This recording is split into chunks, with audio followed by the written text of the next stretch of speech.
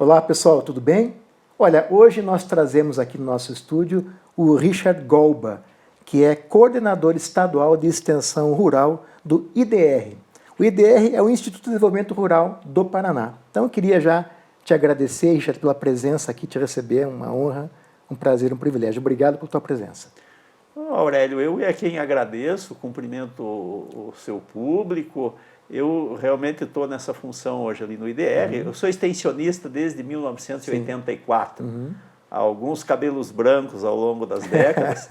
E hoje coordeno, então, essa área dos recursos naturais e sustentabilidade, num momento que eu acho, assim, historicamente, um momento que está inflamado esse assunto no planeta. Sim. E eu me sinto bem, né, fazendo essa coordenação. E olha, o Richard já foi prefeito, que quer dizer que ele conhece muito da área pública, né, o Richard? 2 vezes eu fui prefeito e fui diretor administrativo no IDR e por um tempo presidente também. Então a gente tem alguma vivência da gestão pública. Ô Richard, o Programa de Recursos Naturais e Sustentabilidade da SEAB, ele objetiva promover a gestão sustentável dos recursos naturais, né? Com ações integradas de pesquisa, transferência e difusão de tecnologias em manejo de solo e água aplicados a sistemas de produção agrícola. Essa é a definição do programa. Eu queria perguntar para você algumas coisas bem importantes que motivam a tua presença aqui hoje, que é a seguinte. Entre 2019 e 2021, Curitiba e outras cidades da região metropolitana, importantes do estado, não só da região metropolitana, enfrentaram a maior crise de abastecimento hídrico da história do Paraná. Por que aconteceu isso, afinal de contas, Richard? Qual foi o motivo, quais foram os motivos que levaram a gente a enfrentar esse cenário? Bem, primeiro é importante a gente contextualizar para os ouvintes, para aqueles que nos assistem.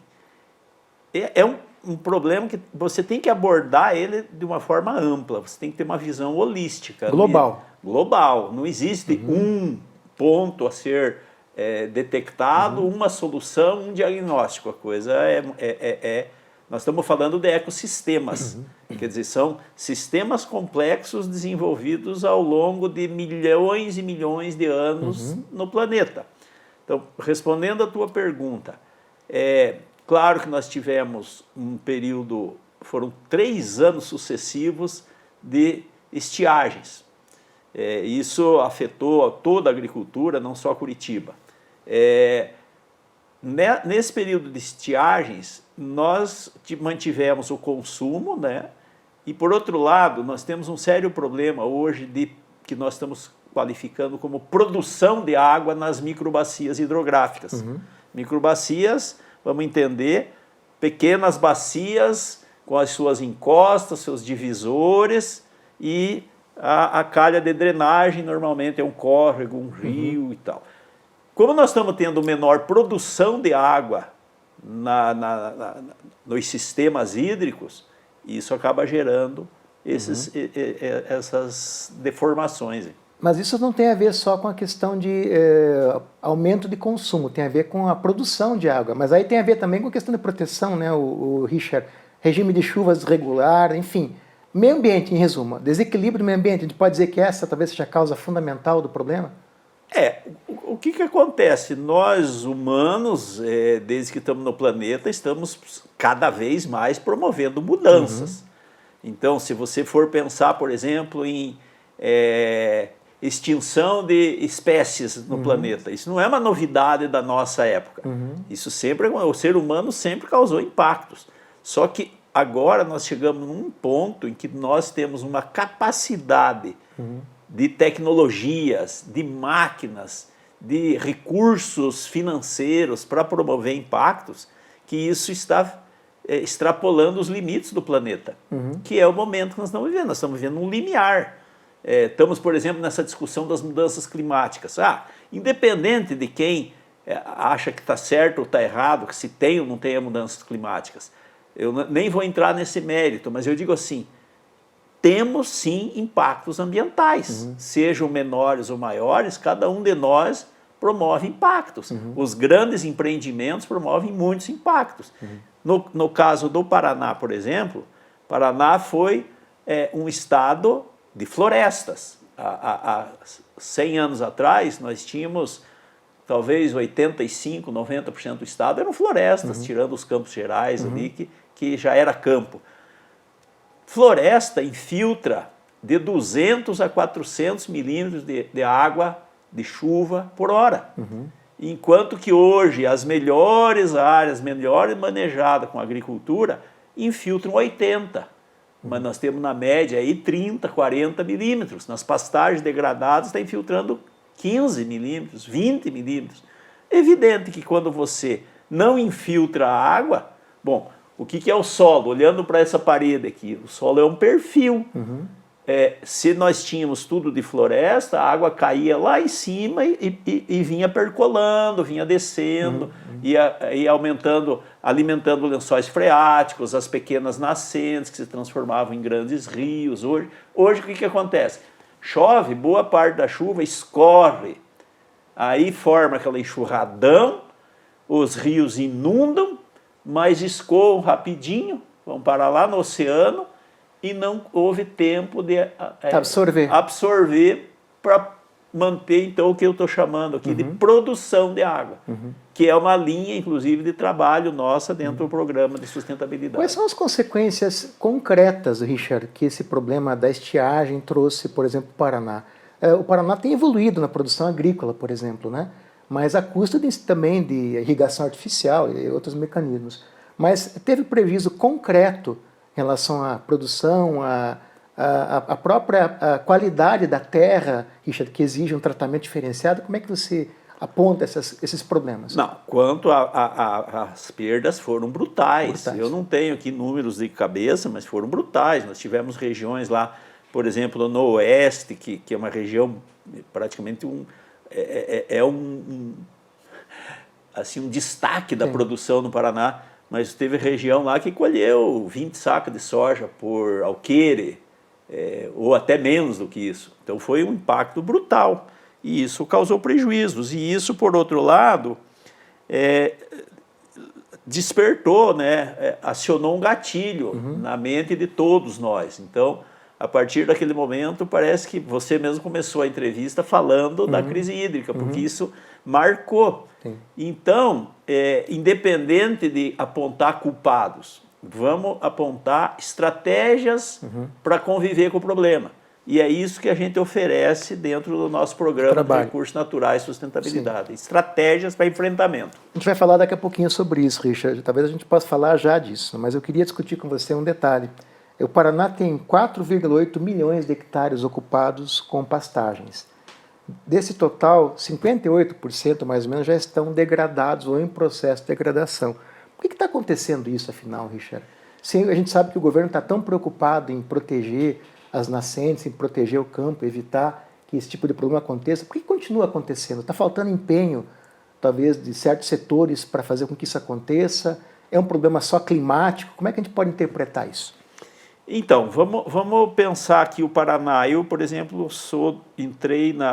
me formei em 82, na UEL, em Londrina, entrei em 84 e desde lá estou praticando extensão rural, aí no IDR ou nas funções que eu ocupei. A evolução da agricultura paranaense foi estupenda, né? Estupenda, em termos de tecnologias. Nossa, quando eu lembro o cenário em 84 e vejo hoje, principalmente as tecnologias com máquinas, a qualidade dos insumos, o detalhamento da genética, planejamento, né? Pensando na pecuária, né? A evolução genética do rebanho, a evolução do potencial das forrageiras. No entanto, pensando nas pastagens, aonde que o produtor e nós todos, técnicos inclusive, temos errado? No zelo de manejar bem as plantas forrageiras. Porque as plantas forrageiras, elas têm a sua capacidade de suportar a carga animal. Então, aqui, ilustrando aqui, se você tem uma gramínea, vou pegar um exemplo bem prático. Você tem uma gramínea como a Braquiária brisanta, que é o famoso brisantão, é um dos mais utilizados no Paraná. Ele tem um ponto de você fazer o pastejo quando ele está a 50 centímetros de altura, até o gado pode comer até o limite aqui dos 15 ou 20 centímetros. Esse é o máximo. Dali para fora, dali para baixo, é o armazém da planta. Entendi. Se você deixar o gado comer essa reserva de nutrientes, a planta vai passar fome. Na medida que ela está com fome, ela é um ser vivo, ela precisa, porque o papel da planta é antagônico ao do gado, né? A planta quer crescer e o gado quer comer ela. Então é uma disputa. Quem tem que ser o mediador? O produtor que faz o manejo. Se deixar comer muito, e é isso que degrada a pastagem, a planta tira das raízes, lá do subsolo, os seus nutrientes para se manter viva, ela entra num desespero. Quer dizer, portanto, o manejo inadequado é uma das causas desse problema. É a principal. É a principal. Aí, para fazer manejo adequado, aí tem uma série de tecnologias, a começar a correção do solo para manter a capacidade do capim. Aí que entra o teu trabalho, né? Aí que entra o nosso trabalho. Aí que entra. Então, de orientação técnica para o produtor. Respondendo assim, por que tem tanta pastagem degradada? Porque o produtor, lamentavelmente, ele não consegue entender essa regra. É tão simples, deixa o gado comer o que está disponível para o gado, o restante é da planta, respeite a parte da planta, senão a planta vai passar fome e ela vai se degradar e vai degradar o solo, e aí ela não cobre mais o solo, entra pragas invasoras, dá erosão, e aí a coisa vai... Richard, você está falando de pequeno e grande produtor? Ou é um problema que é mais comum, por exemplo, em ter produtores que talvez não tenham acesso à tecnologia? Não, todos eles. Todos eles. Esse erro aí está generalizado. É uma tristeza ver isso, sabe? É uma tristeza. Mas, Richard, é falta de recurso ou é preciso ser mais ousado, investimento? O que você vê como pode se fazer, além da parte técnica, da orientação técnica, para resolver o problema? Por exemplo, ingestão de recurso pesada, financiamento, crédito rural. O que dá para fazer, além da parte técnica, para resolver o problema? Não, isso que você falou com certeza, está dentro do protocolo. Agora, o início de tudo é o produtor e muitos técnicos, inclusive, entenderem que capim, pastagem, que é comida de ruminantes, é uma cultura. Então, o que acontece hoje é clássico. Você chega numa região que tem pastagem degradada, eu vou arrendar para plantar soja ou para plantar mandioca lá no Noroeste. O que o plantador chega na lavoura e faz? Primeira coisa, uma análise de solo, o cara que arrendou. Então, ele pegou uma pastagem mal usada, chega lá, Aurélio, então eu vou arrendar de você, tá. Como é que você cuidava? Eu cuidava de qualquer jeito. Não, eu já vou fazer diferente. Eu já vou chegar, mando fazer uma análise de solo, já vejo o que precisa e coloco tudo que precisa para minha soja ou para minha mandioca. Focado naquela produção. Isso, que o produtor de capim nunca fez. Nunca fez. Então, o produtor de capim, ele tem que ser um agricultor. Ele tem que enxergar a lavoura de pasto. Se ele fizer isso, o pasto como lavoura, depois vem o gado comendo o que ele produziu. Isso tem a ver com planejamento também. Planejamento, né? Forrageiro, esse é o produção. termo. Matou a charada. Isso é planejamento forrageiro. Que é o que muitas vezes não se faz. Não se faz. Então, é assim, o pasto, e eu vou te dizer mais, é muito mais complexo, na minha opinião, né? Cada um tem a sua, mas na minha opinião é muito mais complexo você manejar uma pastagem do que uma lavoura de soja. Porque a lavoura de soja tem o dia de plantar e o dia de colher. Sim. É bem específico. O pasto é uma rotina. Sim. Então, num período de mais chuva, o pasto cresce mais, no de menos chuva ele cresce menos, e você tem que estar olhando o teu rebanho, que não pode passar fome, mas as tuas plantas forrageiras, que também não podem ser degradadas. Então é complexo. E aí o produtor tem que ser assim, bem preparado, centrado para ele manter essa gestão. Sim. Richard, mas isso tem a ver com a questão também de mercado, né? De repente a pessoa não cuida porque naquela safra ele acha que vai dar mais rentabilidade vender soja ou vender milho. Não tem a ver com essa questão também da opção, sim, do modelo de negócio que o produtor tem? Com certeza. Você falou, hoje a agricultura é uma atividade empresarial capitalista. Né? Não vamos pensar, está todo mundo lá me desculpe quem pensa diferente, mas está todo mundo lá produzindo para ganhar dinheiro. Então, é um negócio e você tem que tratar isso com uma gestão empresarial. E esse planejamento não tem a ver necessariamente com rotação de cultura, né?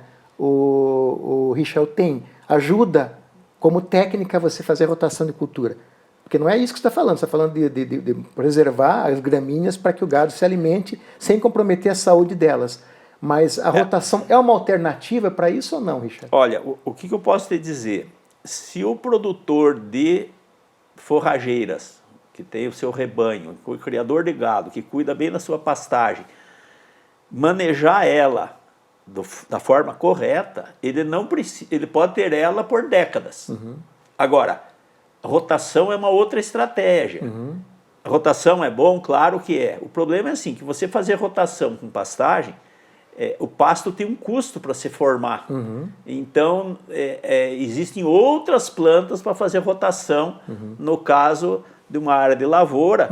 Hoje se usa muito, por exemplo, no milho. O pessoal planta o milho com a Braquiária rusiziensis misturada ali no meio. Porque quando o milho é colhido, sobra lá um pasto formado por baixo, o gado come, utiliza aquilo e logo na sequência dá para dessecar aquela pastagem e plantar outra lavoura. Então isso é uma rotação de pastagem, é uma rotação de lavouras com a pastagem no meio. Aí tem N desenhos desses aí. N técnicas que você pode usar também. Técnicas. Agora você falou da combinação gado, criação de gado para você produzir proteína e enfim, plantio. Mas isso acontece com quem também não tem gado, né, o Richard? Esse problema do não tratamento, manejo inadequado acontece em todos os segmentos também. Mesmo quem não produz proteína, gado, enfim, outras formas. Né? Assim, o solo degradado, ele acontece na agricultura também, em geral. Então não é um privilégio da pecuária, né? Sim. Ô Richard, deixa eu tocar no outro assunto que a gente sabe que é um pouquinho mais polêmico, mas eu queria discutir com você, porque eu sei que essa é a preocupação do governo do estado, da Secretaria da Agricultura, que é combater os agrotóxicos, os defensivos agrícolas, né? O Paraná ainda usa defensivos, né? E não os biológicos, né, o Richard? Eu queria que você esclarecesse exatamente o papel que os defensivos têm na degradação da lavoura e qual é a proporção que se atinge ainda no estado e no Brasil. Tem dados, Richard, para falar com a gente sobre isso? Não especificamente a tua pergunta, eu vou modificar um pouquinho, se eu estou entendendo. O defensivo, o agrotóxico, ele por si só ele não é um degradador da agricultura, ele é um protetor de cultivo. Então, se você tem lá hoje herbicidas, para que serve herbicida? Para controlar as ervas, as plantas indesejadas numa lavoura. Fungicidas, para controlar as doenças provocadas por fungo. Os inseticidas, para controlar os insetos. Isso tudo pode ser bom, pode ser mal. É igual você comprar um remédio na farmácia. Sim. Pode ser bom, pode ser mal. Se exagerar na dose também vai ter efeito. Os agrotóxicos, eles têm um problema sério porque quando mal usados, eles causam danos para o ambiente, para os consumidores, e isso também é uma verdade. Então, qual é a linha que nós, da Secretaria da Agricultura IDR, lembrando que o IDR é vinculado à Secretaria da Agricultura, né, a SEAB, então, que linha nós adotamos? Do uso racional. Então, nós temos uma linha de trabalho que são os orgânicos, a agroecologia, que preconiza o não uso de nada químico. É um produto que está no mercado, é uma linha, e a gente recomenda, quem quer consumir, busque, consuma, porque vai abrindo mais espaço para outros produtores. Sim. E tem a linha que nós chamamos convencional, que é o grosso da produção do Paraná. Talvez 99,5% é linha convencional. O Paraná é esse poder de planta, por exemplo, nós estamos chegando quase 6 milhões de hectares de soja. Feijão, milho. Por que nós comemos? O pessoal diz assim, mas eu não como milho.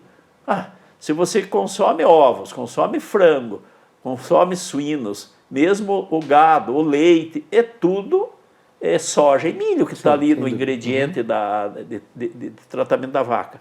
Para produzir tudo isso, lança-se mão dos agrotóxicos. Então, não dá para você simplesmente dizer vamos banir os agrotóxicos. Isso é inviável hoje, pensando no planeta. A questão é o manejo, né? A questão é usar o mínimo possível. Vou citar aqui um trabalho clássico nosso da extensão rural, estamos com ele mais de 10 anos. É um colega Edivan, lá de Pato Branco, que coordena no estado. Mas é um trabalho clássico. É uma tecnologia que a Embrapa desenvolveu lá nos anos 70 e que até hoje os produtores ainda resistem, que é o manejo integrado de pragas e doenças. O que é o manejo? Por exemplo, pragas da soja. Tem um índice, tem um pano de batida, é um pano de 1 metro, tecnologia hiper cara, é um pano de 1 metro com 2 cabos de vassoura de cada lado. Você vai lá na lavoura, põe o pano lá nas entrelinhas, bate a soja ali e, por exemplo, percevejo, que é uma praga terrível da soja. Enquanto não der 2 percevejos por pano de batida, você não aplica. Então, mas deu 1. Não aplique. Não precisa. A pesquisa provou que até 2, o custo-benefício ainda está positivo. Então, não aplique. Só que tem produtor, a maioria, que chega lá e anda no meio da lavoura, achei um percevejo aqui, vamos aplicar. Já quer aplicar. Não precisa. A questão das doenças. Tem um pesquisador da UEL, o Seiji Igarashi, se eu não me engano, ele desenvolveu um coletor de esporos. Também uma tecnologia, sabe o que é? Um pedaço de tubo de PVC, lá dentro você põe uma laminazinha com uma fita adesiva dupla face, e aí fica aquele PVC fica girando. Se você procurar aí, vocês vão ver. Se o ouvinte, o nosso público quiser ver, entra lá, coletor de esporos, é bem interessante. Fica por cima da soja, conforme o vento ele gira, coleta os pólen, as sementinhas os esporos do fungo. Dos esporos do fungo. Leva para um microscópio, vê lá, se aparecer os esporos da ferrugem e eles estiverem viáveis, entra aplicando. Senão, não aplica. Então, o sistema é exatamente para você diagnosticar se precisa aplicar. Perfeito. Por isso que o manejo tem que ser orientação de técnico, né, Richard? E sabe enquanto reduz a aplicação? Isso em mais de 200 unidades acompanhadas todos os anos por mais de 12 anos no estado? 50%. Ou seja, nós poderíamos diminuir pela metade o uso de inseticida e fungicida nos 5,5 milhões de hectares de soja no Paraná. Se os produtores fossem orientados. É pouco isso? É muito, é muito. Richard, por que não se faz mais controle biológico? É porque é caro não se usa. ou não dá para todas as pragas? Não dá para todas as pragas, não dá. Mas, por exemplo, tem controle biológico para percevejo. Isso tem no mercado. Aí você pode acessar e ver onde que vende uma vespinha que parasita os ovos do percevejo, mata e tal. Então, tem N alternativas. Nós temos hoje manejo de praga para feijão, nós temos manejo para cigarrinha do milho. E tudo isso o programa orienta, Richard? Tudo isso nós temos equipes, porque nós temos assim, eu estou numa coordenação estadual, nós temos uma coordenação dos grãos sustentáveis, que é soja e milho, temos a coordenação do feijão, temos da fruticultura, da olericultura. Então, existem alternativas muito boas para tudo. Aí é uma questão, claro que cada alternativa, cada tecnologia exige um preparo, uma dedicação, basicamente uma disciplina de quem vai adotar. Hoje eu queria voltar à questão que eu citei no começo, que é a questão dos recursos financeiros, né?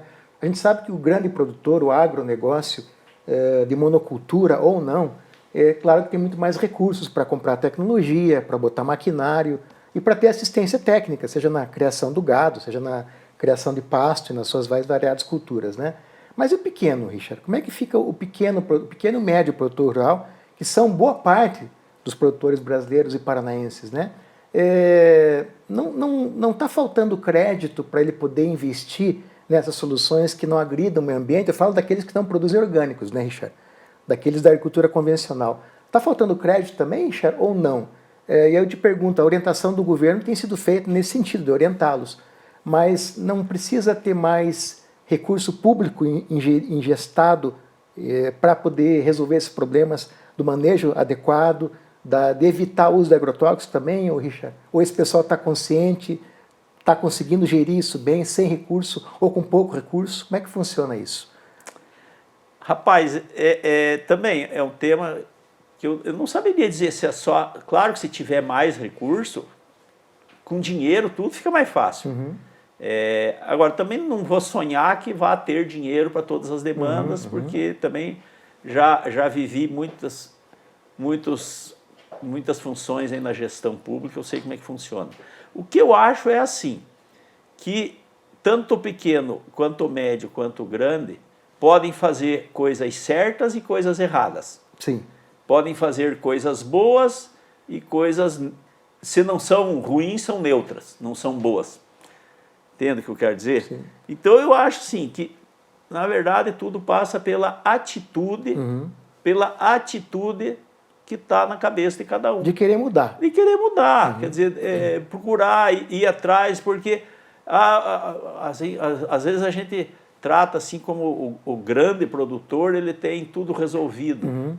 Também não é assim, e tem muito grande produtor que já foi pequeno, e tem pequeno que quer ser um grande.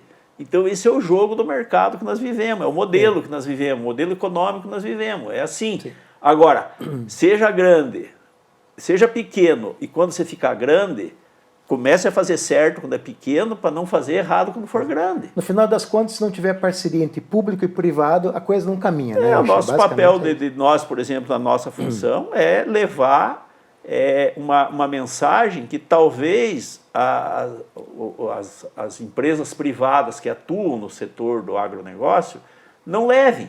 Por quê? Porque eles têm o negócio deles, então eles não têm... eles não ganham para fazer o que eu faço, então, entende? Sim. Então é um assunto assim, resumo da história, para não deixar nada enrolado. O produtor rural, pequeno, médio ou grande, ele tem que procurar as melhores informações. Informação hoje é o que não falta, está aí na palma da mão. Agora, procure as boas experiências, porque está muito claro que se você puder fazer uma agricultura sem veneno, muito melhor. Por que eu vou aplicar? Veneno é veneno, eu vou fazer mal. Por que eu vou deixar acontecer erosão no solo? Por que eu vou danificar uma nascente? Por que eu vou deixar as águas dos rios se poluírem? Por que eu vou deixar os rios levarem sedimentos? Aí até a Itaipu está preocupada com a represa lá, porque tem tanto sedimento chegando lá que se não cuidar, daqui a pouco entope a Itaipu. E você falou em vários momentos da entrevista, para fechar agora, sobre a questão da importância que a pesquisa tem, né? Que a ciência tem para trazer soluções tecnológicas que resolvem esse problema. Você falou daquela solução em relação, por exemplo, aos esporos. Ou seja, tem que estar junto também a pesquisa, né? A ciência para ajudar a resolver esse problema, né? Mas enfim, eu quero agradecer o Richard Golba por ter vindo nos prestigiar no nosso programa. Obrigado pela tua presença, Richard. Prazer. Eu que agradeço a oportunidade, agradeço a todos que nos assistem.